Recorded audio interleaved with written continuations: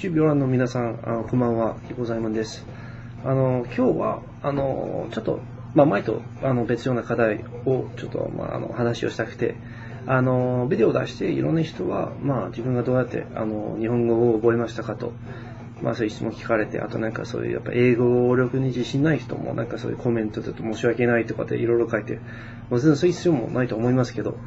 よく上がった質問は自分がどうやって日本語を覚えたのかって、よく聞かれるのは、同じ風にどうやって英語を覚えたらいいのか。で、俺、英語先生じゃないんですけど、でも日本語を別言語として覚えた経験があって、で、その経験上の、自分のアドバイスとしては、英語をどうやって強くなればいいのかって、もう3点の、アドバイス。で、やっぱ、1個目は、やっぱりそういう、できるだけその言語の環境に馴染み込まないといけないと思います。で、これは、ニュージーランドではすごい大変でした。よく友達の日本のドラマのビデオとか借りたり、日本のカラオケとか行ったり、歌練習したりして、日本人の友達とか作ったりして、ニュージーランドには、そういうことするのすごい、苦労しなきゃいけなかったんだけど、でも結果的には、日本語をよく使っているようになって、そういう環境ができて、日本語なんかで頭が回転するようになって、で、これをやっぱり、日本では比べて、もう全然、英語の DVD とか、英語のテレビとか、外国人と会うことができたりとかって、もう全然、多分ニュージーランドの環境よりも、日本の方が可能性、機会があるんじゃないかと思いますんで、もこれはやっぱその環境に入って、その環境でいろいろ苦労して、疲れても、休まないこと。休めると、運動みたいになんか途中でなんか走るのを止めて、ケーキ食べると同じように、効果が全くもうなくなる。英語を頑張って喋ろうとしてるときに、途中になんか日本語に切り替えて戻ると、ケーキを食べてると同じことで、やっぱり大変でも最初は少し、その環境の中にもう逃げ場がないように、もう作ったら、それで結構ね、必要で、筋肉のようになんかその英語力はやっぱ強くなると思います。で、2点目のアドバイスはでこれは結構多分日本人一番英語を勉強することに対して俺分かってないと思うんだけど、それは言えないことを言おうとしない。やっぱ日本人がいつも英語を喋りたいと単語をいっぱい覚えなくちゃいけないっていうところから始めるんだけど、単語からじゃなくて、なんでその単語が覚えたいのかというと、日本語でこういうことを言いたいから、じゃあ英語の一致する言葉を選んで、作って、そういうふうに日本語から英語に作るように、その学校の試験とかと同じように、日本語で、この日本語は英語で何て言うのってそういう質問ばっかりになってるんだけど、でも本当は言語で喋るときは、その言語で考えて全部発想してるんで、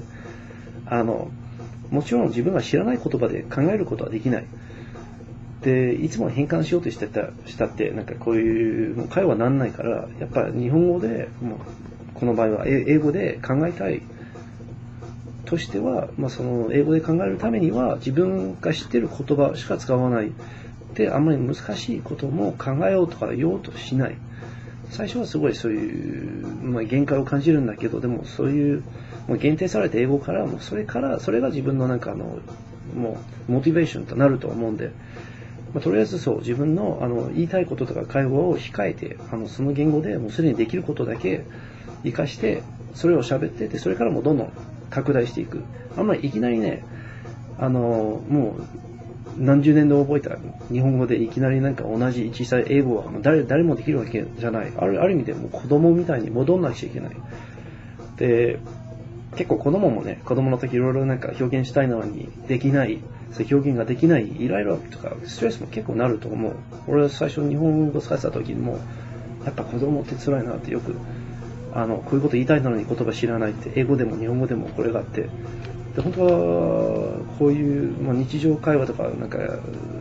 言語を生きて使うのがやっぱそれしないといけないと思いますんで、少し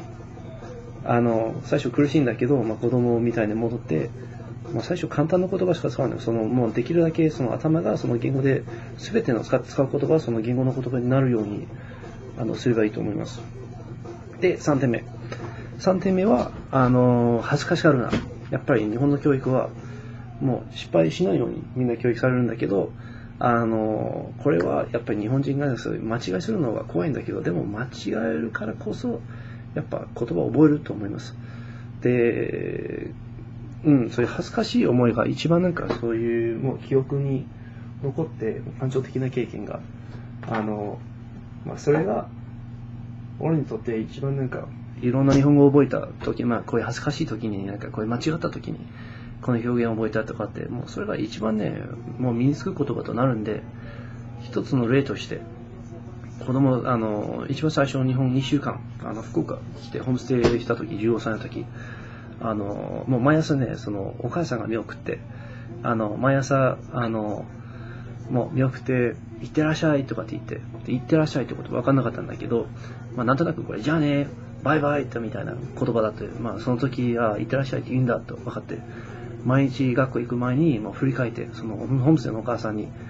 行ってらっしゃいって言って学校に行きました。でこれは正しい日本語、その1年後ぐらいを初めて教えてもらったらはぁと思って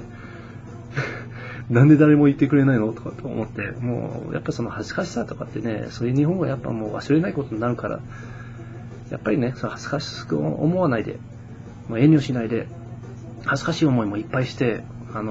イライラする思いとか、楽しくなる思い、もうできるだけね、感情的な経験をしながらその言葉を覚えると、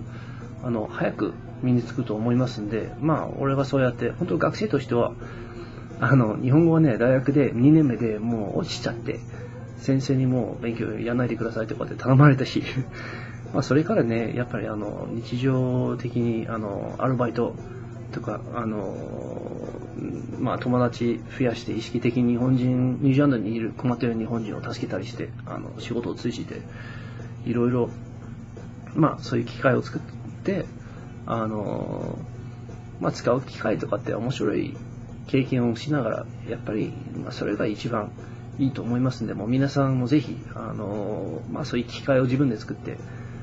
英語の DVD とかテレビとか見たりして、英語のラジオ聞いてカラオケで英語の歌を歌ってみて、仕事場にいる外国人に変な日本語でもね、少し迷惑かけて話しかけて、簡単な話だけして難しい話しようとしないで友達作って、その周りにいるなんか外国人誰かいたら、なんかそういう助けようとしたり、なんかそういうことが一番いいと思いますんで、ぜひこれからもなんかコメントもね、全然英語は日本語と違くて、いろんな文化の人が英語を使ってるんで、はっきり言ってめちゃくちゃね、英語でもみんな聞いたことあるんで、日本語と違くて、日本人はあんまり変な日本語聞くの慣れてないと思うんで、少しでも日本語間違ってたらみんなはって分かんないとかって言うんだけど、英語はもうみんな通じるんで、あんまり遠慮しないで英語でもぜひコメントも載せて、遠慮しないでもう使いながらね、一番覚えるんで、ぜひ皆さんの英語のコメントでも俺とだけじゃなくて、なんか他の人とでも頑張っていろんな場所とかで交流する機会をぜひ増えてもらいたいと思います。で以上で、これからちょっと他のなんかもっとニュースとかいろんな話題の話をしようとしたいと思うんだけど、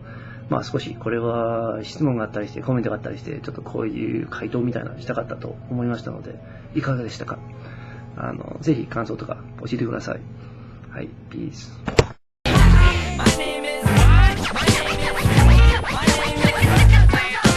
Stop the tape. This kid needs to be locked away.